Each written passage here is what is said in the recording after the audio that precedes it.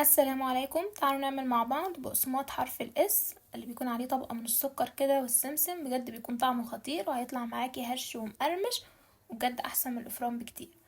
اول حاجة معايا كوباية من المية الدافية، وممكن احنا نستبدلها بلبن او حليب، وهضيف عليها معلقة من السكر ومعلقة من الخميرة، وممكن تضيفي معلقتين من الدقيق وتسيبيها لحد حجم الخميرة ما يتضاعف. بس انا هنا واثقة من الخميرة بتاعتي فضفت الزيت على طول وما سبتهاش.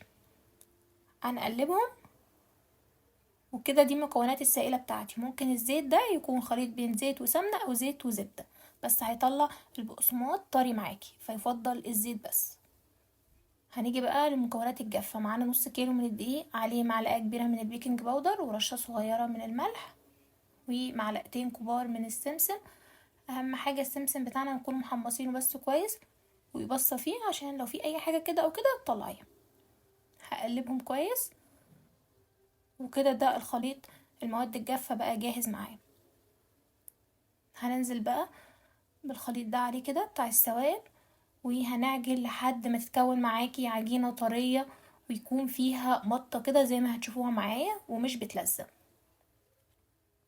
طبعا هنستخدم ايدينا بقى علشان نعجن كويس.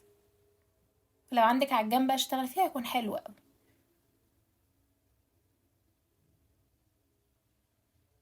يبقى جنبك بقى كده نص كوباية من المية الدافية، تقدري تنزلي بيها بالتدريج علشان نلم العجينة، لان احنا طبعا هنحتاج مية. السوائل ما كانتش كتير معانا، فهتنزلي بيها بالتدريج لحد العجينة ما تاخد معاكي.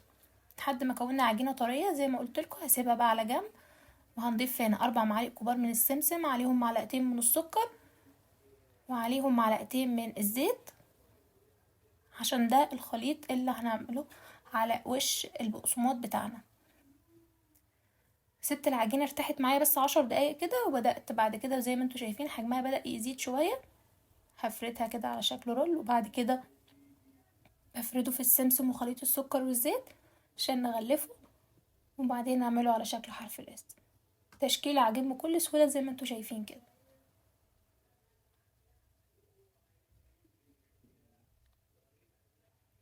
ممكن تشكليه على اي شكل انت بتحبيه، بس هو الشكل المعتاد ليه يعني هو الشكل ده. لو وصلتوا بقى معايا لحد هنا ما تنسوش الاشتراك في القناة، وتقولوا لي انتوا بتتابعوني منين، وتسيبوا لي تعليق حلو كده عشان بحب اشوف تعليقاتكم. بعد بقى ما بخلص كل الكمية بنرصها على الصاج. الصاج يكون مدهون بمسحة بسيطة من الزيت عشان ما يلزقش معاكي. هسيبه لحد ما يختمر زي ما انتوا شايفين كده. اول ما حجمهم هيتضاعف يعني حوالي من ربع ساعة لتلت ساعة هيكون خمر معاكي وبقى كويس قوي. طبعا الفرن بيكون مسخناه من قبلها وندخله على رف اوسط زي ما انتوا شايفين. مقرمش قد ايه يعني، هش ومقرمش في نفس الوقت، واحسن واطعم بكتير من اللي احنا بنجيبه من الافران. ويكفي ان انتي واثقة من المكونات اللي انتي ضايفاها. وعملنا كمية حلوة قوي من نص كيلو بس من الدقيق، فجربوه هيكون مناسب قوي وهيعجب اولادكم. خاصة ان احنا في فترة المدارس فمحتاجين حاجات زي كده، وبدل ما نجيبها من الافران قدموه بقى بالطريقة اللي تحبوها. انا عن نفسي بحب ان انا اكله مع شاي بحليب او شاي بلبن، بيكون حلو قوي سواء بقى في فطار او في عشاء خفيف. اتمنى انكم تجربوه وتقولوا لي رأيكم، واسيبكم في رعاية الله وحفظه، والسلام عليكم ورحمة الله وبركاته.